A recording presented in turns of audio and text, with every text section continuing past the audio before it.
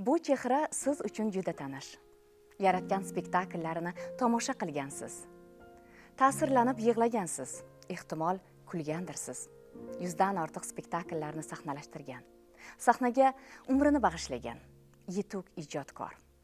O'zbekiston Respublikasida xizmat ko'rsatgan san'at arbobi Olimjon Salimovning ichki dunyosi bilan tanishamiz. Ustoz, sizni ko'rib turganimizda ham juda ham xursandmiz. Men ham xursandman. Rahmat, Shahribona, rahmat. Kelajakda rassom bo'laman deb yo'lga chiqqan Olimjon Salimov nimagadir rejissyorlik kasbini tanladi. Bu to'g'rida ko'p gapirganman.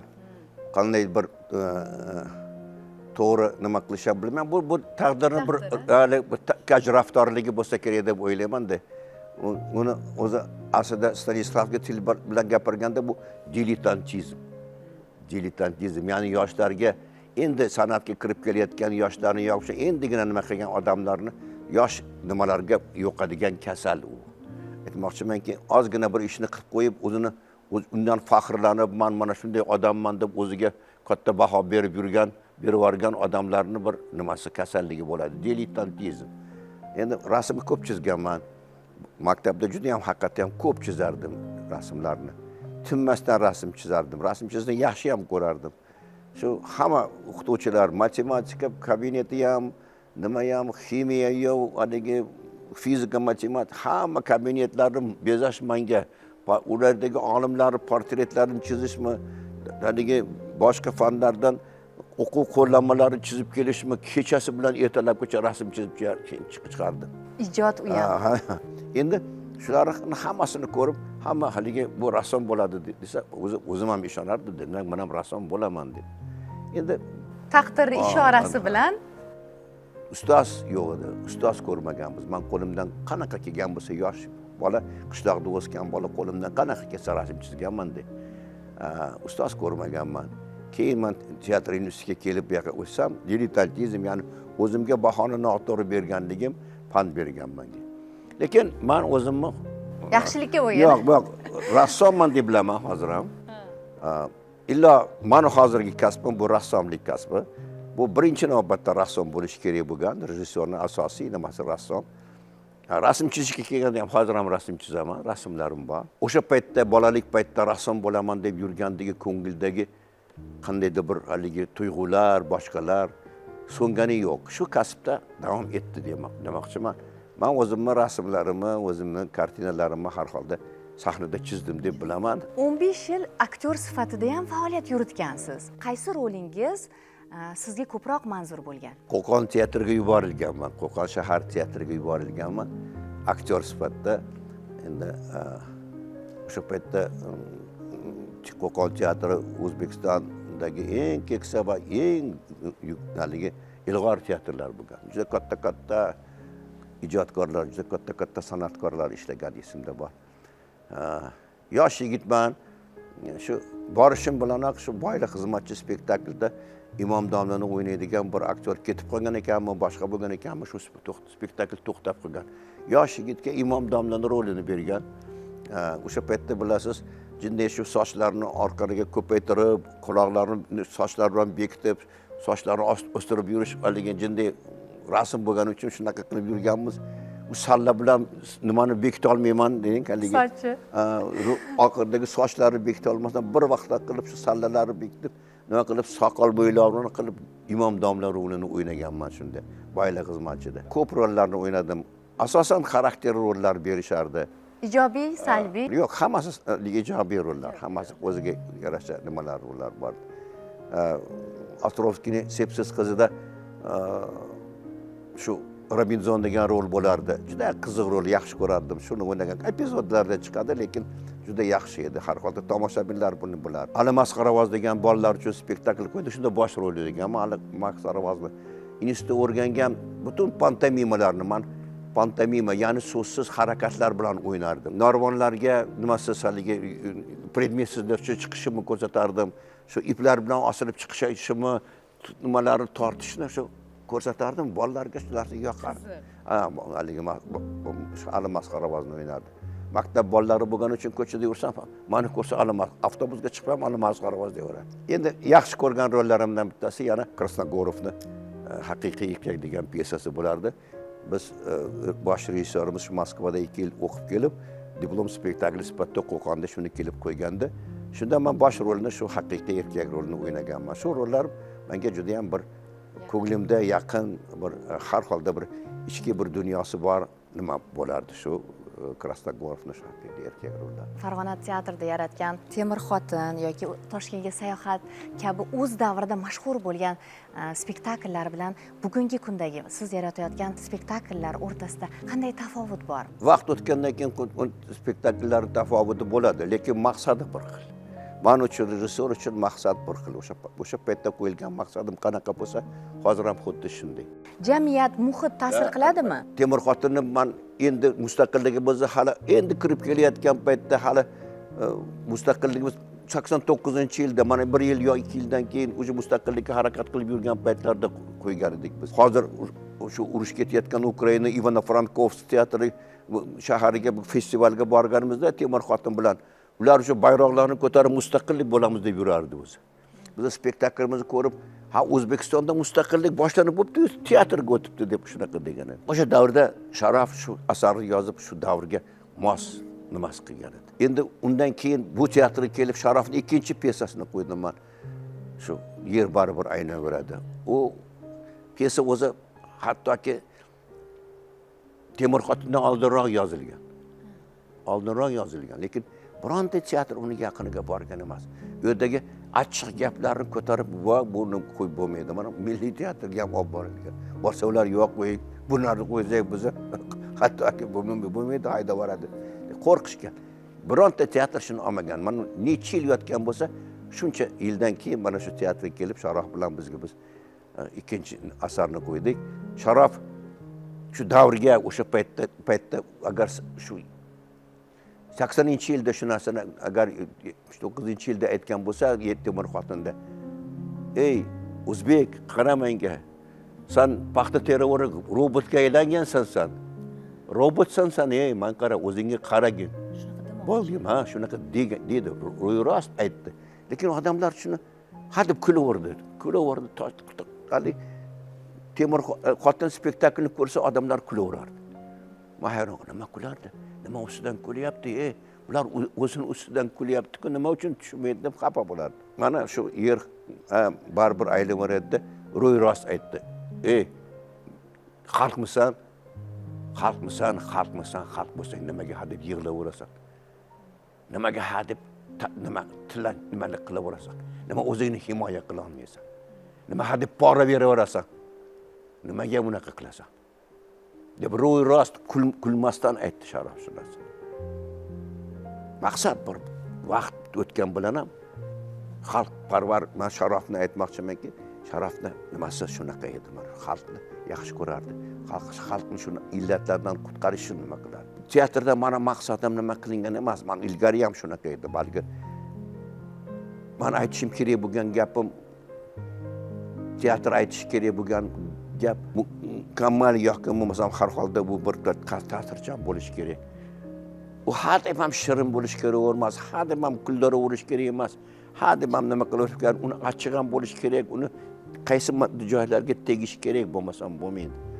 Hozirgi paytda mana undan keyingi qo'ygan hozir spektakllar aytdingiz. Shu spektakllarda undan keyin mana Sharofni o'sha men aytdim, men Yer baribir aylaveradi spektaklini qo'ydik. Haqiqatda har bitta spektaklingizda turli xil illatlarni olib chiqasizda, lekin bu ayrimlarga yoqmasligi mumkinda. Misol uchun o'sha mana hozir aytdingiz, Yer baribir aylanaveradi, ishlaganday bo'laylik. Bu kabi spektakllarda o'sha sahna yuzini ko'rganda bir hadiksirab. Yo'q, men ataylab shunaqa qilaman. Ataylab qilaman shu narsani. Mayli, men kimdir aytishim mumkin, kimdir olim shunaqa nimalar borki, qilmang, shuni qilmang olimjon aka. Nima kerak bor sizga? Ertaga unvon olishingiz kerak. Ertaga bir qanaqadir bir nima qilish kerak. Shuni paytga borgandan keyin siz shu qilgan ishlaringiz uchun sizga hech kim rahmat demaydi. Boshqa deganlar juda ko'p bo'lgan shu narsalar. Gapirilgan bor, to'xtatmoqchi bo'lgan odamlar ham bor. Yo'q, teatr shuni aytmasa, kim aytadi unaqada? Kim aytadi bu xalqqa shuni to'g'risini aytmasa? Agar xalq o'zini ustidan o'zi kula olmasa, o'zini qusurini o'zi bilmasa, shu yerga kelib ko'rmasa, u teatr nima kerak bor bizga? nima uchun kerak u? Odamlar nima uchun kelib o'tiradi bu yerda? Faqat kulib, faqatgina bir haligi bir nima yo'q, ko'ngil xushlik qilib uchib yo'q. Teatr uni vazifasi unaqa emas. Teatr vazifasi bugun odamlarni oyna qo'yish kerak. Mana shunaqasan. Qaragin oynaga bir marta. Mana shunaqasan sen. Uyingda ko'rayotgan oyna emas bu. Bu seni boshqa oyna qo'yapman. Shu oynada butun sen mohiyatini ko'rsan. Ko'rgin, ichingni qaragin. Shunaqasan, qaragin sen. Mosmisan shunga? Rozimisan shunaqa bo'lishga? Yuraverasanmi shunaqa qilib bo'laversanmi? Ertadan kecha qilgan ishing shu oshxo'rlikdan boshqani bilmaysanmi? Osh beraman deysan, osh yeyman deysan, butun umring talab bo'lsa ham bir marta osh beraman deb to'y qilaman deysan, boshqa qilaman desam, abrgor bo'lasan. Shumi shunaqa qiladigan ish? Shundan boshqa narsa yo'qmi? Yo o'zbekni bundan keyin boshqa bir milliy g'oyasi yo'qmi? Qaydnikini bir hikoyalarida shunaqa joy bor. Nima o'zi O'zbekistonni, o'zbek xalqining milliy g'oyasi bormi yo'qmi? Nima o'zi?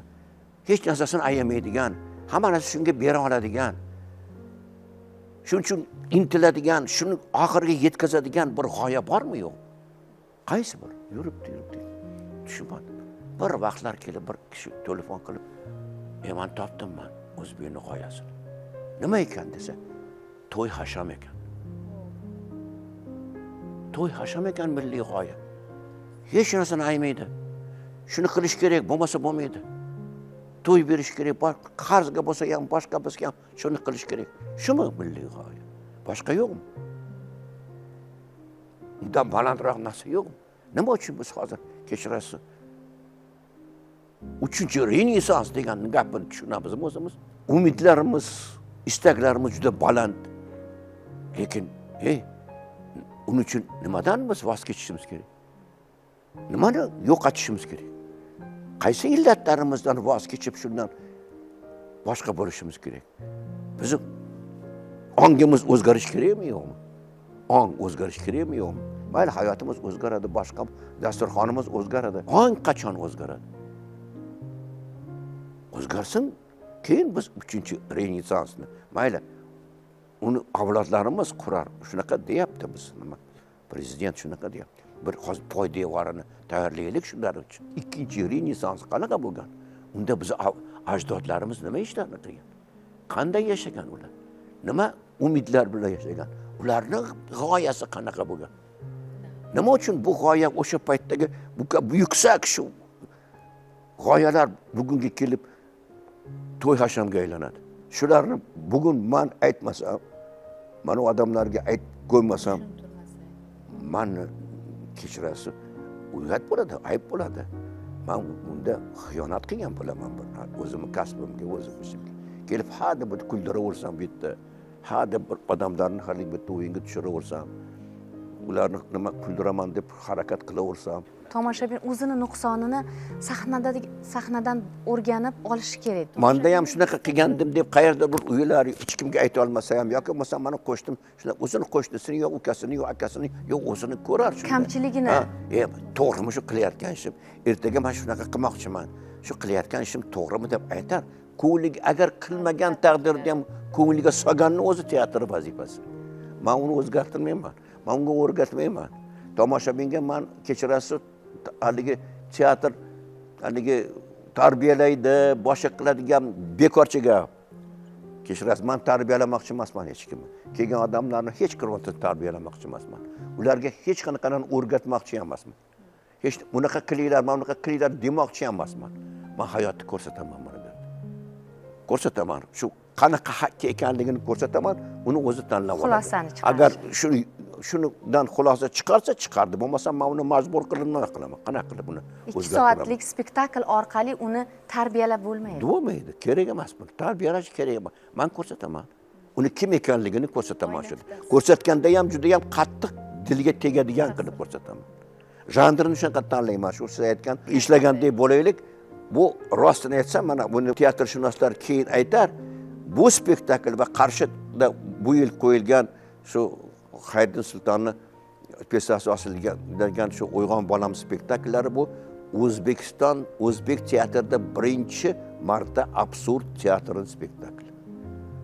Bu absurd teatr qo'yilgan emas. Bu janr hech qachon teatrda, o'zbek teatrida talqin qilingan emas, u olingan emas, unda alda qilingan emas. Mana shu ikki spektakl, birinchi, agar mana teatr jurnali bor, teatr shuni bilish kerak, aytish kerak shu narsani. Bu absurd teatr. Absurd teatrning birinchi o'zbek teatrida ko'rinishlari. Biz kuldirib emas, ularga do'q qilib emas, ularga bo'rttirib ko'rsatyapmiz. Haddan tashqari bo'rttirib ko'rsatyapmiz. Mana shu spektaklni tomosha qilganda qo'rqdim ustoz. Qanaqa qilib qabul qilishgan va oldimdagilarga qarayapman, chunki hamma biz rahbariyatlar bilan kelganmiz, ulardagi kayfiyatni keyin qanaqa qilib rejissyor buni qo'rqmasdan sahnaga olib chiqqan. Bugungi kun nuqsoni, bugungi kunda haqiqatda ko'pgina tashkilotlarda, davlat idoralaridagi muhitni sahnaga olib chiqishgan. Juda qo'rqib tomosha qildim. Qanaqa bo'lar ekan kelajagi? Bilasizmi, ko'rsatishimiz kerak bo'lgan narsalar bu narsa. Ha, bo'lmasa qanday qilib biz shu narsani qila olish maqsadimizga erishishimiz mumkin. U kelgan odamlarni ishxonasida shuna ishxonalar bor. Shu odamlar keladi, ketmasdan hech narsa ishlamaydigan degan narsa. Ha, shunaqa yo'q, domi shunaqa bo'lsa ham yo'q. Odamni psixologiyasida, odamni ongida nima uchun shuni ko'tarib yuradi? Nima uchun shuni o'zini umri deb biladi? Nima uchun shuni o'zini ishi deb biladi? Nima uchun shunaqa biladi? U ishlayapman deb biladi. U mana shu korxonada nima qilyapman-da? Lekin umuman hech narsa qilmasdan umr o'tkazish. Bir umr mana shu narsani sudralib yurish. Hech narsani bir oldiga vazifa qilib qo'ymaslik. Hech narsadan bir umidvor bo'lmaslik, hech kimni umidvor qilmaslik. Hech kimga hech narsa bermaslik. Bu dahshatki bu. Insonga xos narsa emas bu. Hech qanaqa xos narsa. Shuning uchun ham biz buni qanaqa qo'yamiz biz dedik. Mana shu Erkin akaning Erkin Azamni ishlagandek bo'laylik va shu nimada haligi Surxon Qashqadaryo teatridan ishlagandek bo'laylik. Odamlarni sahnadagi aktyorlar ijrosi ko'rsatadigan narsamizni ularga odatiy bo'lmagan holatda ko'rsatamiz. Ular bunaqa narsani ko'rmagan, bunaqa ijroni ko'rmagan, bunaqa narsani ko'rmagan. Nima uchun maneken o'tiribdi, maneken bir xil ularning o'zi shunaqa maneken bo'ladi. Nima uchun ular ketadi, qaytib keladi ular? Nima uchun odamlar hammasi spektaklimizda bitta ham rang yo'q. Bitta ham rang agar ko'rgan bo'lsangiz, ya qizil, ya sariq, ya yashil rang yo'q. Hammasi bir xil shu haligi nima deydi? Kulrang. Oqni oldida qora, qorani oldiga qo'ysiz oq ko'rinadi. Shu kulrang. Na u yoqli emas, na bu yoqli emas. Shunaqamizmi? Shunaqamiz. Tan olaylik, shunaqamiz, shunaqa tan olsak keyin uni yo'qotamiz. Tan olmasak zo'r deb yuraveramizda. Nima deyapsiz aka? Bu bekor ko'rsatyapsiz bu ishlarni hammasi. Biz zo'rmiz, hech kimdan kam emasmiz, hech kimdan kam emassiz. Lekin qarang qilgan ishlaringizga, qiliqlaringizga qarang, hayotingizga qarang, bolalaringizga qarang, ularga bo'layotgan munosabatingizga qarang, ularning kelajagiga qarangchi, to'g'rimi shu qilgan ishingiz? Endi ajdodlaringizga ham bir qarangchi. Ajdodlaringizga ham bir qarangchi. Munosibmisiz? Munosibmisiz? Baraka, munosib bo'lsangiz bo'laveradi. Bo'lmasa mana o'zingiz kelib bu yoqqa ko'ring. Ustoz, o'zingiz yaratgan spektakllardan nimalar olasiz? Spektaklarimni qo'yib bo'lganimdan keyin premyeradan keyin kelib spektaklni ko'rish men uchun juda ham og'ir bo'ladi. Og'ir bo'ladi. Men doim spektaklga kirib o'zimni shu yerda bitta joyim bor, shu yozib qo'yilgan bu joyim bu. Aktyorlar o'zi o'sha yerda o'tirganim bo'ladi hammasi. Men kelganimni yoki kelmaganimni biladi o'sha yerda. Men bormanmi yo'q bo'ladi. Agar bormasam joy bo'sh turadi o'sha yerda. Yo'qsa birov o'tirib olishi mumkin, lekin men yo'qman-da. Aytmoqchimanki, premyeralar o'tib bo'lgandan keyingi holati bora u narsa boshqa bo'la boshlaganligi, aktyorlarning shu me'yoriga yetmayotganligi. Men kecha kimdir men bilan gaplashda suhbatda aytdimki, bilasizmi, meni eng qilgan ishim qiyin joyi qayerda? Spektaklimni yillar davomida bir xil shaklda yoki bo'lmasa sifatda ushlab turish men uchun juda qiyin. Men kecha spektaklni qo'yib kelib, orasidan ozgina bo'lmagandan kelib ko'rsam, spektakl qarib qolganga o'xshaydi. Spektaklda aktyorlarning o'zi holatlari o'zgacha, ularning munosabatlari o'zgacha, ular shu vazifalarni bajarmayotganda menga shunaqa tuyuladi. Bu spektakldan bir tirik narsa deb. U o'zi yashaydi, yoshligi bo'ladi, keyin qariydi, keyin o'ladi. Bu haligi umuman emas. U kinoda qoladi, bir umr qoladi. Spektakl ma'lum umr ko'radi xolos. Ko'rsa juda katta spektakllar, umrni ancha ko'rgan spektakllar bor hamma joyda. Lekin uni umri ma'lum darajada bo'ladi. Inson umri davomida yaxshi insonlarni ham, yomon insonlarni ham uchratadi. Bu tabiiy. Olimjon Salimov shunaqa vaziyatga duch kelsa, qanday yo'l tutadi? Dushmanlar.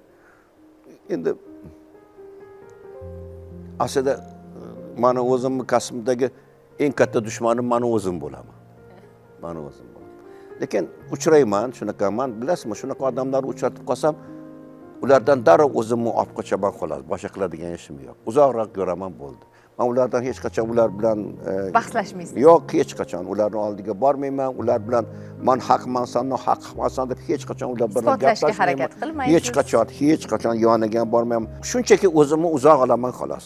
Ulardan uzoqroq yurib olaman xolos. Men ular bilan qanaqa nima qilganlar, ularning to'g'risida bir qanaqadir fikrlar ham, boshqa ham unaqa qildi, bunaqa qildi, birovga aytadigan ham odatim yo'q. Ahmoq bilan olishsangiz, siz nima qilayotganingizni bilasizmi? Ahmoqni ishni qilayotgan bo'lasiz, siz ham o'sha ahmoq bo'lasiz. Shunga o'xshagan, bilasizmi, rejissyorni dushmani ko'p bo'ladi. Ko'p bo'ladi. Ko'p bo'ladi. Shu ma'noda. Bilasizmi, qaysi ma'noda dushmanlik, qaysi dushmanlik qilib bir narsa qilish emas. Ustozimiz aytardi, "Sen rol bermagan aktyorlaring teatrda hammasi seni cho'ntagingdagi bombalar bo'ladi. Seni cho'ntagingda bomba bo'ladi. U sen kutmagan paytda portlashi mumkin. Shuning uchun shunga ishor bo'lganda, seni vazifang o'sha bombalarni hammasini zararlantirish kerak. Shundan iborat. Seni vazifang zararlantirish. Hammasini yaxshi ko'rgin.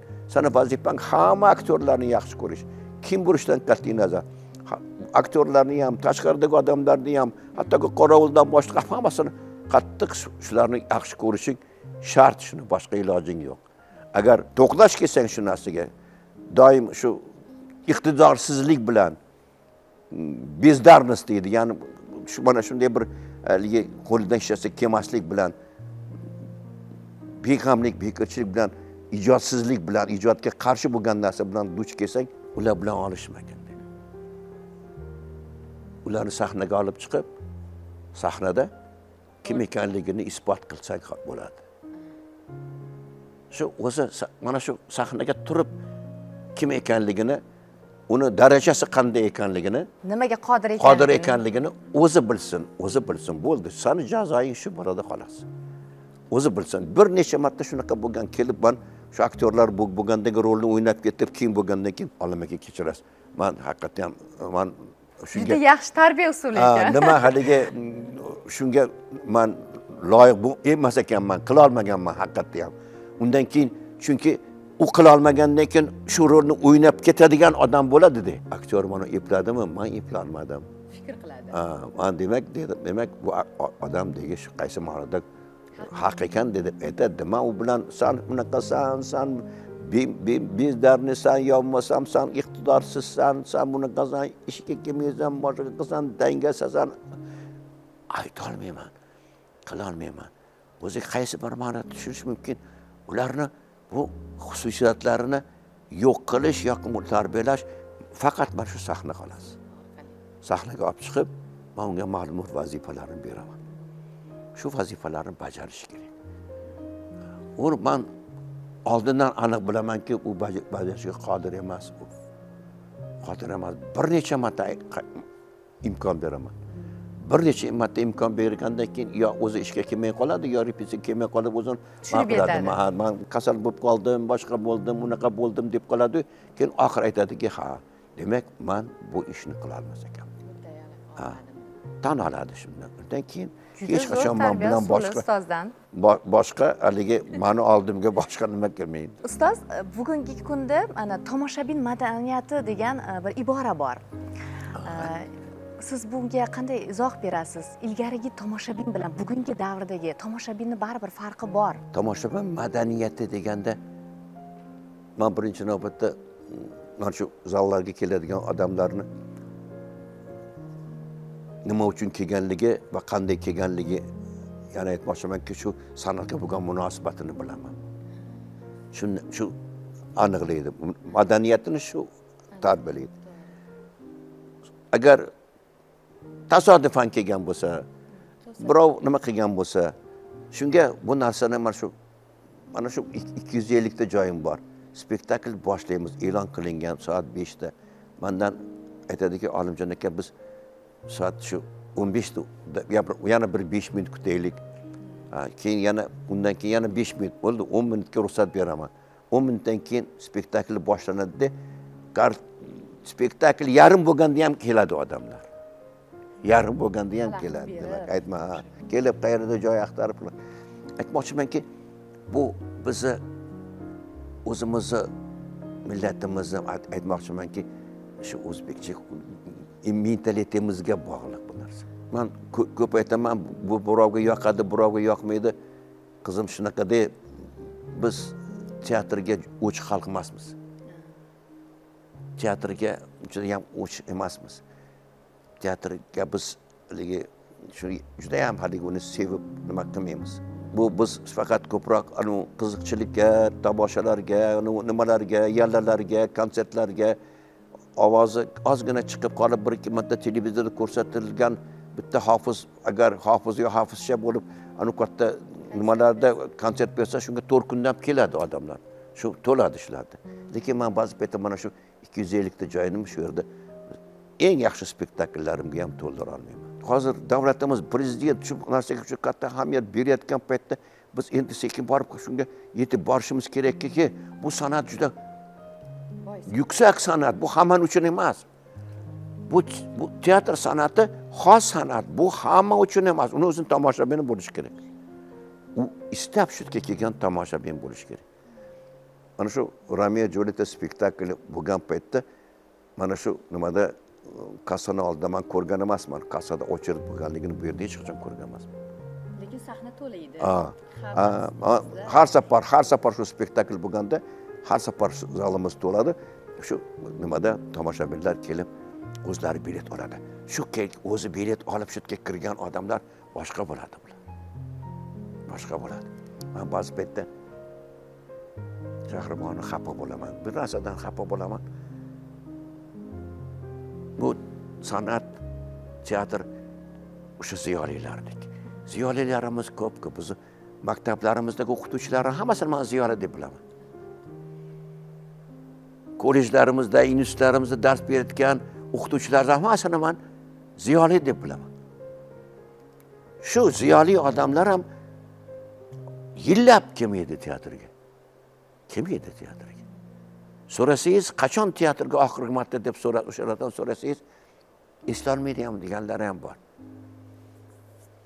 Borgan emas.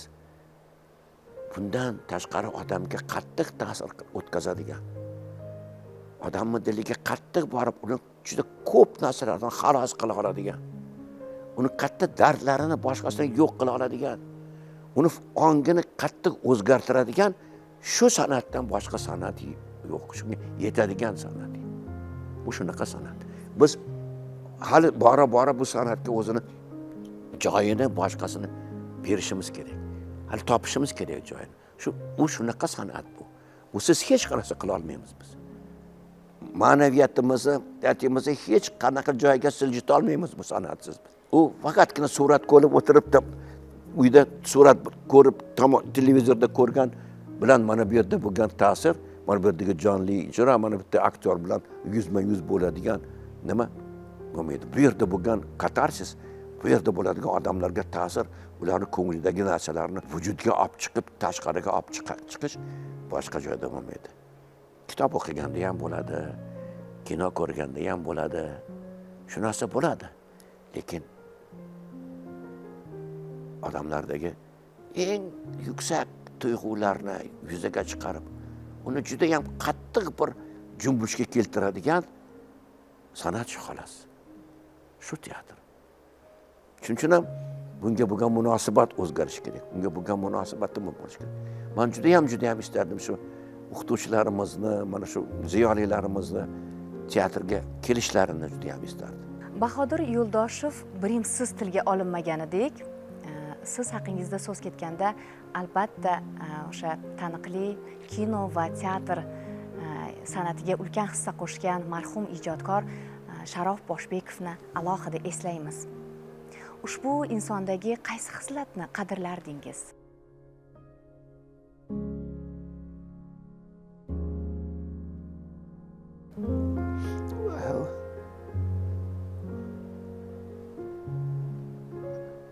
Bu odamda yomon xislat yo'q edi. Xislat yo'q edi. Sharof bu xalqimiz uchun katta boylik edi. Sharof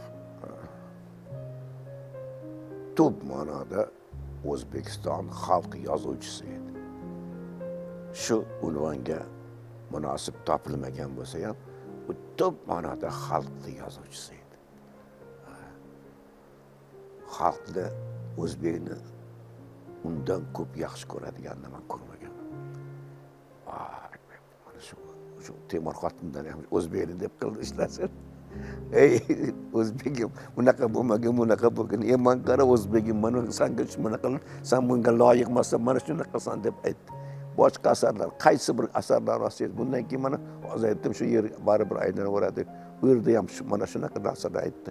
Qaysi asarlarda, qaysi filmlarda bo'lmasa ham faqatgina shu xalqni shuni yaxshi ko'radi, odamlarni ko'p ko'radi. U inson yaxshilab demasdi, u faqatgina mana bunaqa qilmagin deb turaveradi. Shu illatlarni yomon ko'radi. Shuni gapirardi. Sharof bilan oxirgi premyeramiz Muqimiy teatrida bo'ldi. U Sharofni pyesalar asosida meni 17-spektakl edi. Men Sharof pyesalar asosida 17 ta spektakl qo'ydim. Hamma joyda, ba'zi paytda bir necha marta bekorga tilga olinmas ekansiz birga. Endi Sharof oxirgi shu kitobda yozilganicha biz Sharof bilan hamnafas edik. Hamnafas deb yozgan. Maqolasini nomini hamnafas, bir olimjon aka bilan hamnafas edik deb. Da. Endi bilasiz, hamnafaslik endi bitta qo'shiqni, hali qo'shiqchilikda shunaqa hamnafaslik bor, ikki kishi odam bitta qo'shiqni barobar aytadi. Shuni aytishni hamnafas. Haqiqatda ham shunaqa edik biz. Men nimada bir katta Farg'onadagi teatrimiz yubileyida shu menga bir she'r yozib borgan, borib o'qib bergandi shu. Ancha bo'lgan. Menga bag'ishlab yozgan edi shuni. Yomon pyesa kelib qolsa qocholmaysiz. Yaxshisiga yetib olgudek chopolmaysiz. Qo'ying o'sha Said Ahmadu Shukrulloni, mendan yaxshi dramaturgni topolmaysiz deb yozgan. Shunaqa dedi. Rost, men undan keyin o'ziga hayot bo'lganda men tug'ilgan kuniga yozib, xuddi shuni she'rni yozib berdim. Yaxshisiga men topolmadim. Yaxshisiga yetib olgul deb chopolmadim. Said Ahmadni ham qo'ydim, Shukrulloni ham, Abdulloni ham qo'ydim, lekin sizdek dramaturg topolmadim deb aytgan edi. Da, endi bu xislatlari, bu insonning xislatlaridan, haligi qilgan talentidan, yozuvchidan tashqari unda juda ajoyib xislatlari bor edi. Juda o'ta samimiy, o'ta haligi ta'sirchan, o'ta hamma narsadan juda chuqur tushunadigan, juda teran tushunadigan har bir narsaga. U yerdagi dramatizmni uncha odam tushunmaydigan narsani uni qalbiga juda tez yetib borardi. Hamma narsani qattiq bir hayajon bilan, boshqa bilan qabul qilardi. O'ziniki emas, boshqalarning dardini shunaqa nima qila oladi. Biror joylarda bir ko'rsa, shu narsalarni ko'rsa, shundan bir qattiq hayajonlanadi. Temur xotindan oldin biz so'qoq degan joyda ikkalamiz bir joyda dam olib o'tirsak, ko'chadan bitta ayol o'tgan. Kechqurun ishdan keyin ketyapti uyiga. Bo'yniga bir ro'mol bo'ylab, u bolasini shu bo'ylab qo'ygan bo'ynida u. Boshida katta nimada o't bor. Qopda. Belida kichkina ketmon nima qilib olgan. Orqasida mol yetalab ketyapti. Shu ko'chadan shu ayol o'tib ketgan. O'tirib olib ikkalamiz shu ayolning keyin taqdirini ikkalamiz gaplashib ketdik.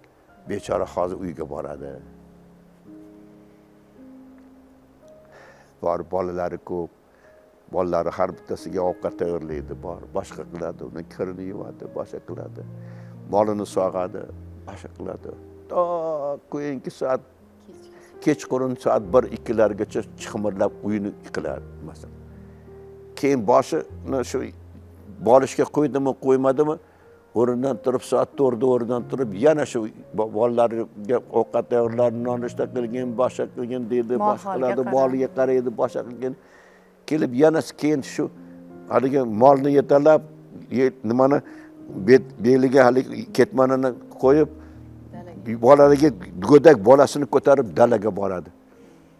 Dalaga borib, ikkita daraxtni oldida bir arqonni tortib, hali bolani belanchak o'sha qo'yib, o'zi g'o'zani ichiga ketmon chopishga chiqib ketgan. Mana shu Temur xotin edi. Ustoz, katta avlod vakillari ortidan o'sha yosh iste'dodlar ham bugungi kunda shakllanib boryapti. Shogirdlaringiz bor.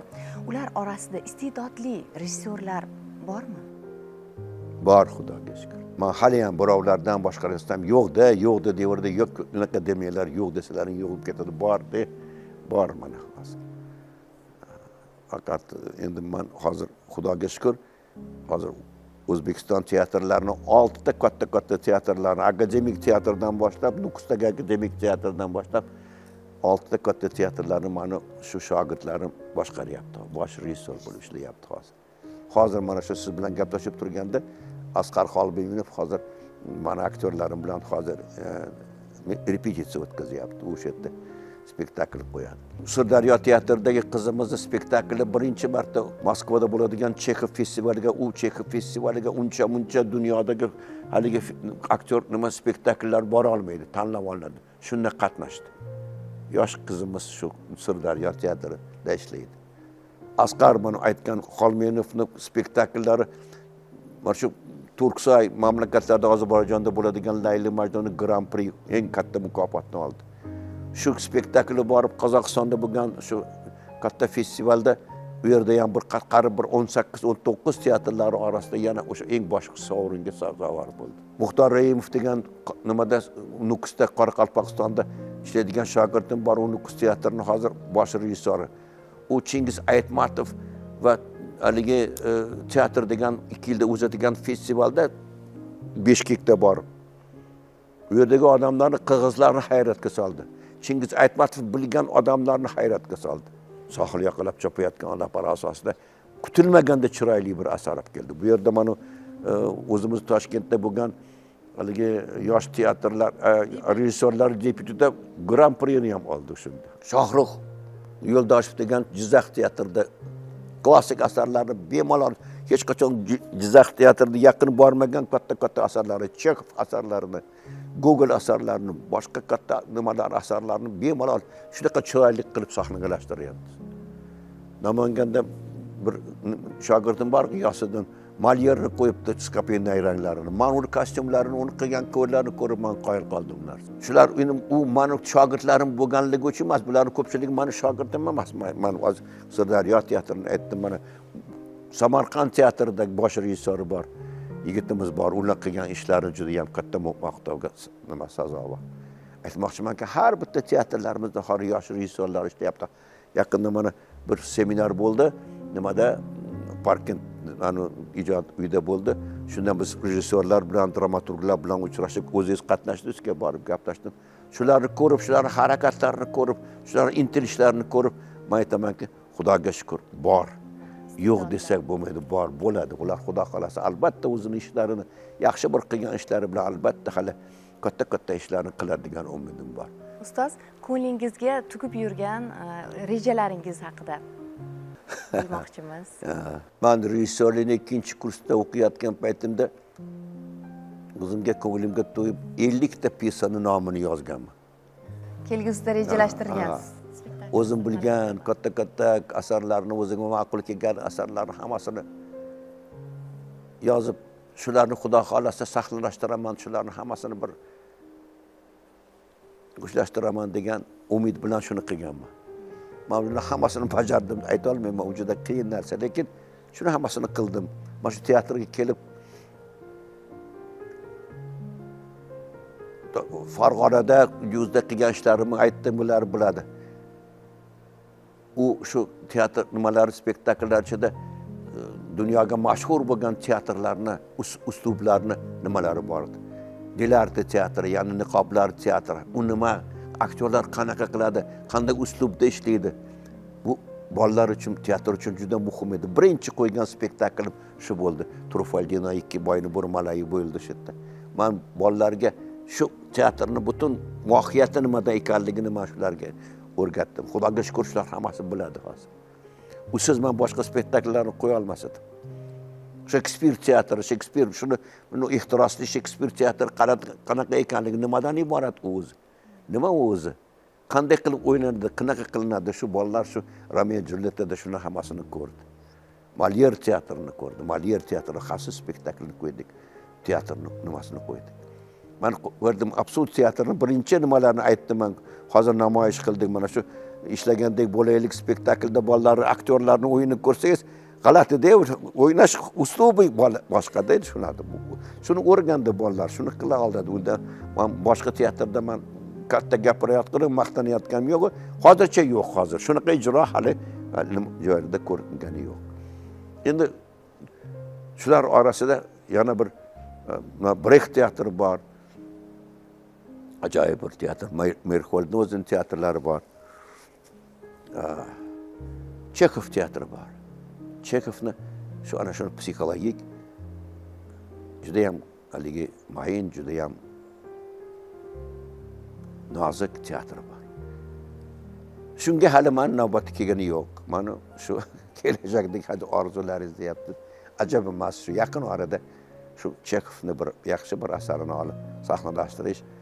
Shu bilan men o'zim uchun emas, mana shu aktyorlar uchun ular shu maktabni bilish kerak. Chekhovning o'zi nimadan iborat ekanligini, u teatr qanday ekanligini, uning uslubi qanaqa ekanligini, uni qanaqa ifodalash mumkin ekanligini shu aktyorlar bilish kerak. Teatrda, institutlarda bu narsa o'qitilmaydi. Teatrda tarbiyalanadi aktyorlar. Shundan ko'ra, shu uslublarni shu yerda ko'radi. Xudo xolasa Chekhov bor oldimizda. Shakespeare yana bir asarlari bor. Shuni qo'yish niyatlarim bor. Suhbatimizni an'anaviy savol bilan yakunlasak, ya'ni teatr jurnalining mushtariylariga tilaklaringiz. Bo'lganingizga shukr deyman. Bor bo'lganingizga, shunaqa mushtariylar bo'lganiga shukr deyman. Shunaqa jurnalimiz bor bo'lganiga shukr deyman. Shukrlar qilaman. Xudoga shukr shunaqa teatrimiz bor. Aytaman, ha deb teatr haligi jurnalni o'qib o'tiravermanglar, teatrga kelinglar demoqchiman. Kelinglar teatrga, sizlar bilan bo'ladi bu teatr. Bizim san'atimiz faqat sizlar bilan bo'ladi. Sizlarni biz kutamiz. Oilalarda, hammalarida tinchlik, omonlik tilayman. Dunyodagi eng yaxshilik bo'lsa, keling mana teatrga keling, men o'zim uynolarim, hali butun tilaklarim hammasini sahnada ko'rsataman. Azizlar, shuning bilan bugungi suhbatimiz o'z nihoyasiga yetdi. Keyingi ko'rsatuvlarda yana didorlashguncha omon bo'ling.